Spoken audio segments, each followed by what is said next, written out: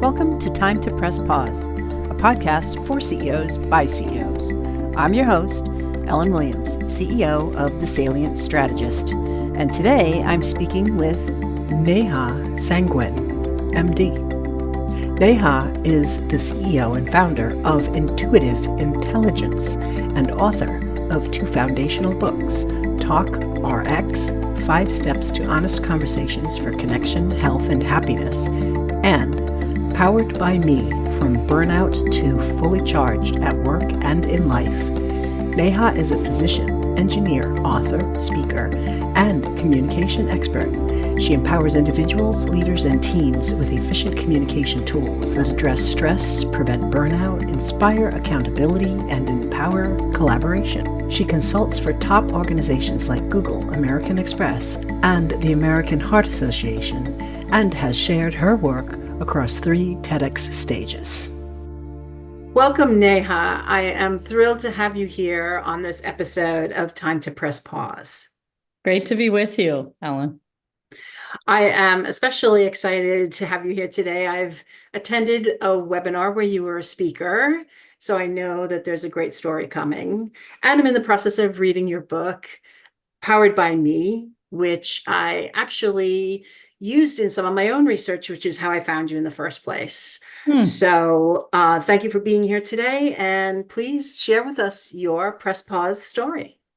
All right. Well, my goodness, I'm thinking of like so many, when you grow up as an overachiever and you think you can push through your body. And at some point, the answer is no.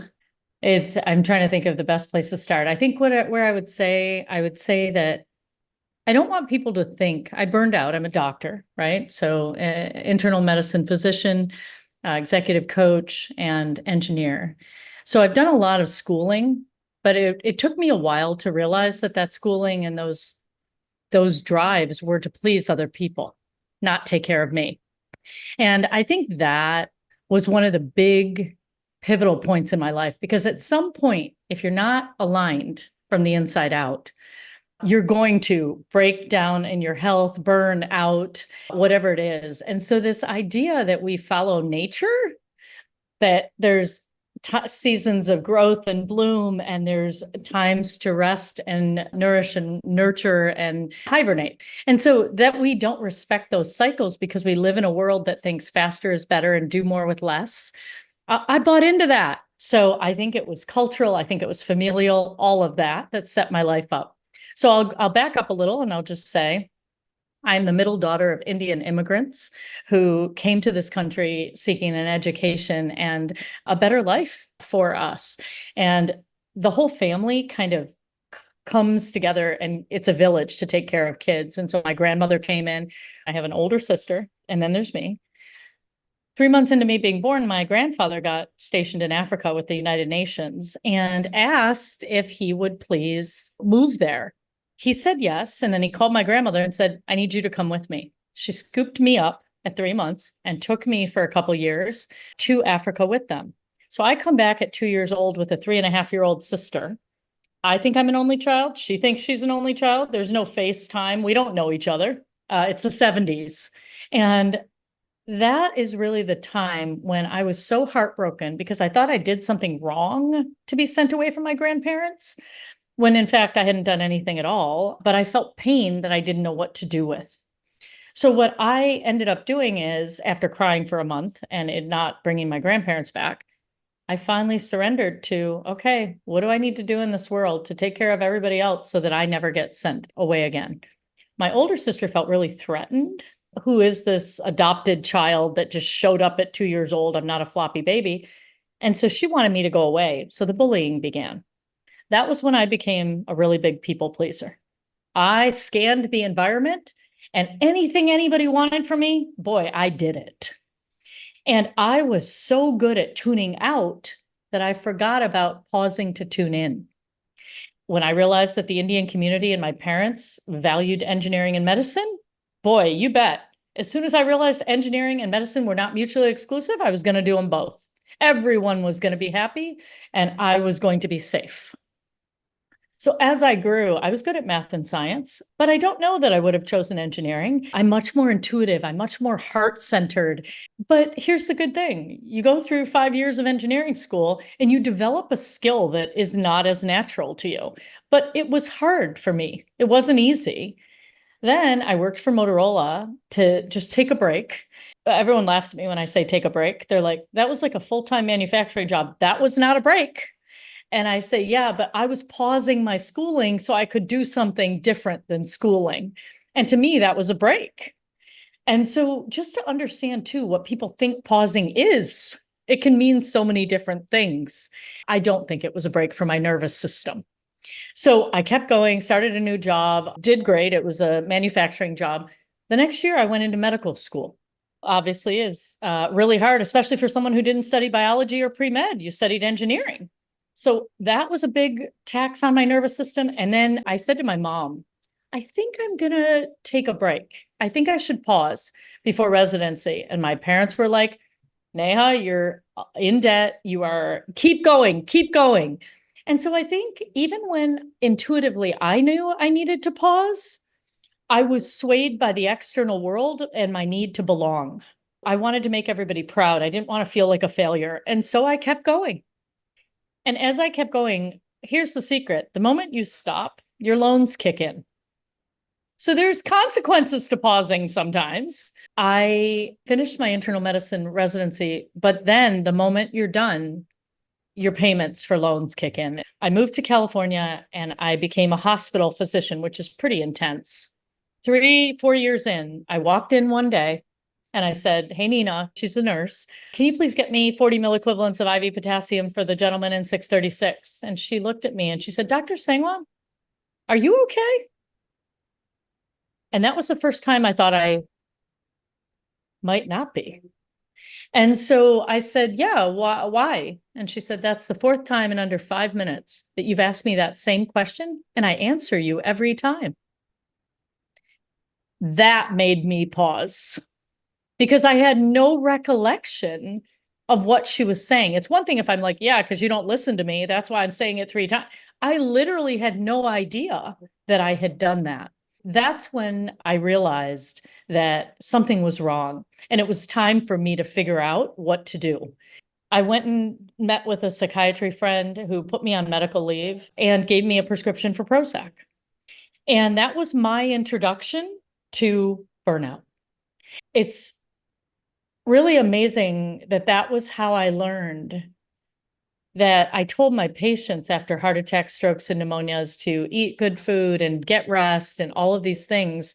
But I really somehow thought through my training and everything else, I was taught to believe that I had superpowers that didn't apply to other people. I could go 36 hours on a shift without sleep. So I took 2 ice cold 16-ounce Mountain Dews plus a king size Snickers bar and I could do it. But there was that day that came that really was not my choice. That I remember sitting in that psychiatrist's office and saying, but wait, I have 16 more patients to see. And he looked me dead square in the eyes and he said, Neha, I assure you, those 16 patients will be seen. And I also guarantee you it won't be by you. That was a wake-up call. It was like, oh my gosh, I'm not getting things here. Like other people are seeing something I don't understand. So those 3 months off, for the first 5 weeks, I was seeing the psychiatrist every week. Now, I have to tell you, I was on my way home from the hospital that day, and I'm looking at the antidepressants sitting next to me, something I had prescribed, something many people use time to time. And all the side effects started flashing before my eyes, right, from pharmacology class. And I remember thinking, like, I don't know what's wrong with me or what this burnout thing is that they're talking about, but I'm less scared of that than I am of starting something I'm going to need to be weaned off of. So I put it in my drawer at home. And I thought, let me see if these sessions with the psychiatrist help me. And if they don't, then I'll take the meds. Okay, 5 weeks go by. And it's the first time I'm sleeping and my throat has stopped constricting. The way my body talks to me is through throat constriction and stomach turning. I never knew those were stress signs. I never knew that that's what was happening. But 5 weeks later, I can sleep through the night. I walk in and he says, "Oh my gosh, the Prozac is kicking in. You are right on time, 5 weeks." And I said, "Oh, I forgot to tell you that I didn't take them." And I just wanted to see, I was more afraid of the side effects than I was of how I was feeling, and I'm feeling better. And he got this look that overcame him. And he said to me, "Neha, I can't bill for a patient who's not on medication. So either would you like to start the medication or would you like to find another provider?" And that was the moment that really made me pause. Because if I, as a doctor, cannot access the care I need with the people that I need, and there's these rules that I'm not understanding, how is everyone else going to be able to do this? And when in a company, someone has stress like this and they go to the employee assistance program, EAP sends them to me. But I realized how little I knew about it other than giving them time off, 10 days or a month off. I can do that. And I can give them some cocktail of medications depending on the context, whether it's depression, anxiety, insomnia. I can write them those meds. But here's the kicker: 10 days or a month later, we send them back in the ring for round two, having no idea how they got there and what to do differently to do it successfully. And we expect them to come back and just go back into their job. And I learned that that was just not going to work. And so that day I did such a, not only a pause in breath and in the moment, it felt to me that I had really realized part of my life purpose. That slowing down was the biggest gift I could have ever been given, because it got me to see what the world was just zooming right by. So I then learned, I went back into the hospital and I said, "Hey guys, I've learned that getting to the root of stress, stress causes or exacerbates more than 80% of all illness, physical illness." And I said, "Why are we not asking our patients, once we physically stabilize them, what's at the root of their stress?" And my colleagues, so many of them, I don't even know, I want to say 50 of them, that I kept asking this question, basically said some version of this to me: "Neha, we are so busy. Just like you wouldn't order a test or a diagnostic that you didn't know what to do with the result, why would you ask them a question that you don't know what to do with the answer?" Because I wanted to say, what's at the root of your stress, right? Let's help them get to the root of the stress. And they basically were like, "We're not equipped to do that. And we're already so busy that why would we slow down to ask a question we couldn't, do something about?" And that was so telling to me. I thought, well, the reason we would do it is because people are depending on us. If we don't figure this out, we're going to be a world in chaos and disarray. And I fear that we are hurling there quite quickly. Well, certainly extremely impactful pause. And you had a few of them, some of them actually quite close together, right? So you had the 3 months off, and then 5 weeks in, you had this other pause.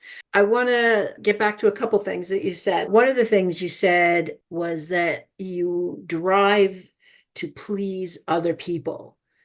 And I think that's something that happens a lot, especially at the CEO level, right? You have the board, you have the employees, you have the other C-suites. So as a CEO, and your story is really powerful to me because you're a doctor. How do you approach someone that is in that leadership position and driven to please other people?